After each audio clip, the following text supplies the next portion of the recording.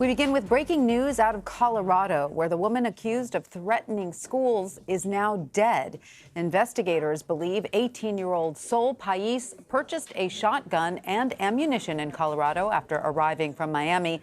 Police say she was fascinated with the massacre at Columbine High School that happened nearly 20 years ago.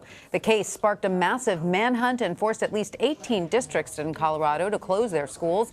More than 500,000 students were told to stay home. CBS News correspondent Barry Petersen joins us now from Denver. Barry, what is the latest? What can you tell us about Pais's death? Well, we almost know as little as we think we do know. Here are some things we can confirm. She's dead. They found her in an area about 60 miles west of Denver in a forested area. There is a report that somebody saw a woman running in the forest with a gun. That's what may have tipped them off. We don't know how she died. One of the affiliate reporters there on the scene said he heard no gunshots. So we don't know if there was any exchange of fire. We can't confirm anything like that. All we know is that sadly, this 18-year-old, very troubled high school girl is dead. And what more then can you tell us about the suspect's background? I mean, I understand that she had some, morbid blogs, but what else do we know about where she lived, what sorts of places she frequented? Do we know anything at all about her? We know almost nothing. Her blogs really celebrate violence and death, that we do know. And we were told by authorities that she was infatuated with Columbine. That was, I believe, the trigger for them to say, wow, we're going to take this really seriously. She flew to Denver, bought a pump-action shotgun and ammo. She was 18 years old. She did nothing illegal by doing this. She was able to do this under Colorado law. And that's when these threats really started to develop, and that's what prompted people to send 500,000 kids and say to them, don't come to school today, because they were afraid this woman would show up at some school looking for a target, maybe even Columbine. Did anyone tip off police there in Colorado that this woman who's obsessed with Columbine is headed your way? The FBI would only say they got the tip from their office in Miami. So somewhere in this process between Miami and Denver, they generated this information, they went through and investigated, and they said, we're going to take this action. Now, we all remember, this is the anniversary of Columbine on Saturday.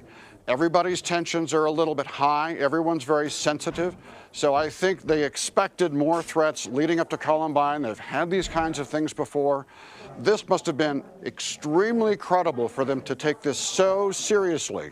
So I think they truly believed this woman was a danger to kids in this city. And Barry, what are next steps now that you've confirmed that she's dead?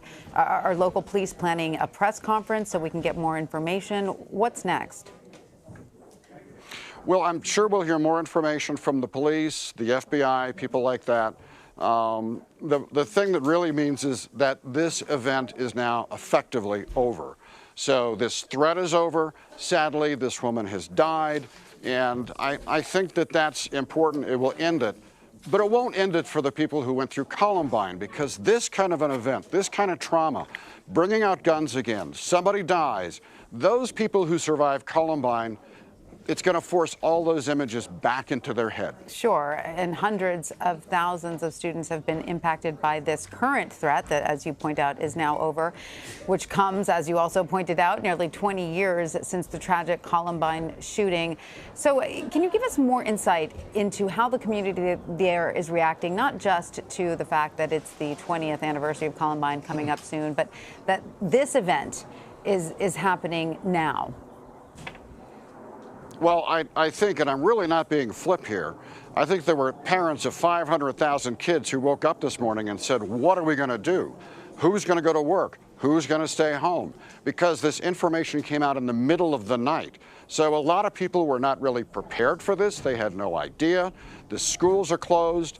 I believe everybody is looking forward to tomorrow, when schools will open again and life will go back to some form of normal.